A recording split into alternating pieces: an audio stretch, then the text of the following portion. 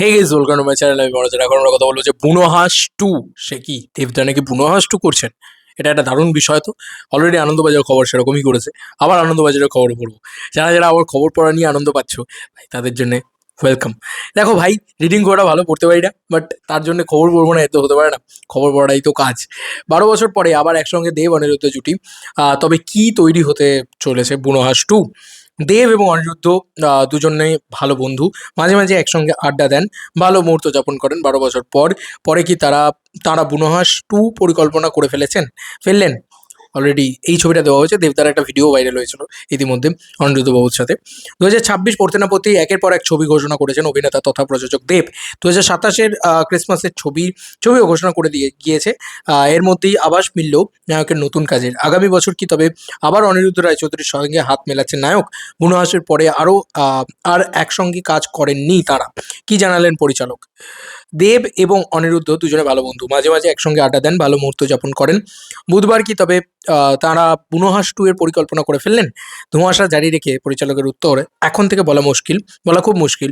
দুটো বাংলা ছবির চিত্রনাট্য লিখছি, তাছাড়া আমি তো দেবের সঙ্গে কাজ করতে চাই। খুব ভালো অভিজ্ঞতা হয়েছিল আমাদের।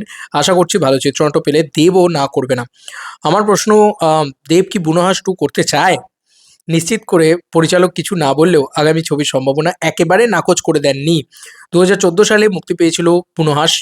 মাঝে 12 বছর কেটে গিয়েছে। দেবও আরও পরিণত।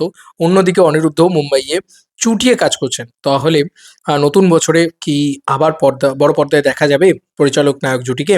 তা অবশ্য ক্রমশ প্রকাশ্য। এবছরে হবে না হয়তো, যদি হয়ও বা এই এই এই এই কম্বিনেশনটা হোক আমি চাই। মানে দেবদা না, এই কারণেই দেবদা ভার্সেটাইলিটিটা দেখো।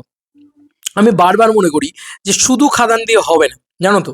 মানে শুধু খাদান বা শুধু প্রজাপতি এইটা বানালেই হবে না। দেব একটা কবিরও বানাক, দেব একটা বুনোহাসও বানাক, এগুলো না চাই। এগুলো এগুলো হয়তো ফ্লপ হয়েছে, এগুলো হয়তো চলেনি, কিন্তু মানে এগুলো না একটা কাল্ট ফলোয়িং এনে দিয়েছে যে দেব অভিনয়টা পারে। 2014 সালে লোকে সবার মুখে ঝামা ঘষে দিয়েছিল, এবং সেই সময় যদি দেব এই লেভেলে অভিনয় করতে পারতো। দেব চিরকালই অভিনয়টাকে খুব ভালোবেসে করেছে আমার বিশ্বাস, এবং সে যখনই সুযোগ পেয়েছে সে নিজের জি জান লাগিয়ে দিয়েছে। তো আজকে যখন উম, সে অলরেডি অনেকগুলো সুযোগ পেয়ে এসছে এবং ভালো অভিনেতা, এটা সে মানে এস্টাবলিশ করে ফেলেছে লোকের মাথায়, তখন যদি অনিরুদ্ধ রায়চৌধুরী তাকে পায়, চল কোন দিকে, মানে এই গানটা মনে পড়লো জাস্ট তখন, যদি ওই চোখটা মনে পড়লো জাস্ট, ওই যে সেই বন্দুকটা নিয়ে লাস্ট ওই ব্রিজের ওপরের সিনটা, তো তখন যদি পাই ওর থেকেও বেটার কি বলবো পারফরমেন্স বেরিয়ে আসবে। মানে হাজার একটা ছবি আছে যেটা দেবদার হতো ভালো ছবি নয়, এইটা বলেছে ক্রিটিকরা, কিন্তু সেখানে দেবের পারফরমেন্স সবাই প্রশংসা করতে বাধ্য হয়েছে। অ্যাজ লাইক রঘু ডাকাত, অ্যাজ লাইক টেক্কা, এই দুটো ছবির এক্সাম্পল দিলাম। এই দুটো ছবিকে সবাই বলেছে দেব কি পারফরমেন্স দিয়েছে। ইভেন প্রজাপতি টু অলসো, প্রজাপতি টুতে লাস্ট সিনটা বাবাকে ধরে কাঁদা, ও মাই গড কি সিন। যাই হোক, তো এটাই বললাম যে এটা যদি হয় পুনহাস টু, মানে আমি আমি সত্যি বলছি পুনহাস টু নামটা টুতে কি যাবে জানি না। বা হয়তো নতুন কোনো গল্প হবে বা নতুন কোনো নাম হবে, হোয়াট এভার ইট ইজ। আর এটা যদি হয় তাহলে অ্যাপ্রোপ্রিয়েট হবে 2027 সালের জন্য। তুমি বলতেই পারো যে দেবের আর কোনো ছবি করা উচিত না, খাদান আসছে যেহেতু। বাট আবারও বলছি, মাস ছবি দিয়ে কিন্তু শুধুমাত্র একটা হিরো ডিফাইন হয় না। শুধুমাত্র যদি মাস ছবি করে যাও, পর পর পর পর পর পর পর পর মাস ছবি করে যাও, গ্যারেন্টি তোমার পতন। একদম মানে মানে নিশ্চিত, একদম একদম নিশ্চিত। কারণ পাবলিকরা সব ধরনের ছবি চায়, আর সেটা দেয় হচ্ছে শাহরুখ খান, সেটা দেয় হচ্ছে দেব। দেখো শাহরুখ খানের ট্র্যাকটা দেখো, মানে পাঠান বানিয়েছে, জওয়ান বানিয়েছে, দেন তারপরে একটা ডাঙ্কিও বানাচ্ছে। তো দ্যাট ইজ শাহরুখ খান। মানে শাহরুখ খান মানেই শুধুমাত্র gangster gangster gangster, Shahrukh Khan মানেই শুধুমাত্র মাস মাস মাস, না না না না। সালমান খানের অবস্থাটা দেখো, শুধুমাত্র মাস ছবি মাস ছবি মাস ছবি মাস ছবি মাস ছবি করে গেলে এরা হয় না, হয় না। এটা আমার বিশ্বাস, এটা আমার বিশ্বাস। এবং ইতিমধ্যে দর্শকও বদলেছে, সব ধরনের মানে সিনেমা দিতে হবে তাকে, তাহলেই তো নিজের চরিত্রকে ভাঙা যায়, নিজের সব কিছুকে ভাঙা যায়। তো বুনোহাস টু এর আপডেটটা আমার না খুব ভালো লেগেছে। আমার সত্যি বলছে, আমার খুব ভালো লেগেছে, এবং আমার মানে মনে হয়েছে যে হ্যাঁ, দেবদা এরকমই করুক।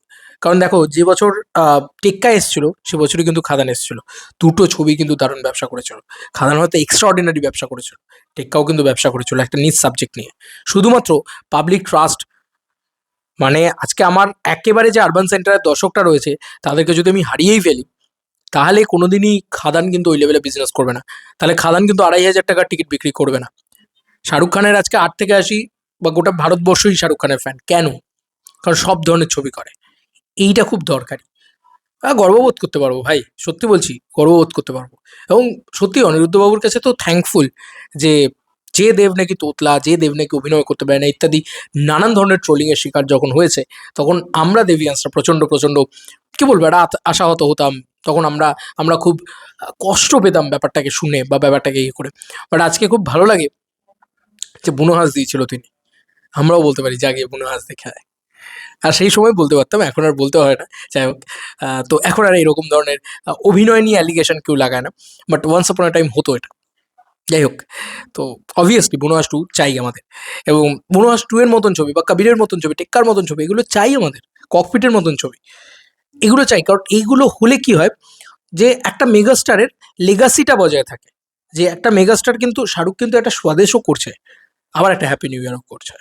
তো এটাই বুঝতে হবে, এটাই দরকার, এটাই দেবদার থেকেও আমরা চাই। চলো আবার নতুন কোনো ভিডিওতে দেখা হবে। বাই।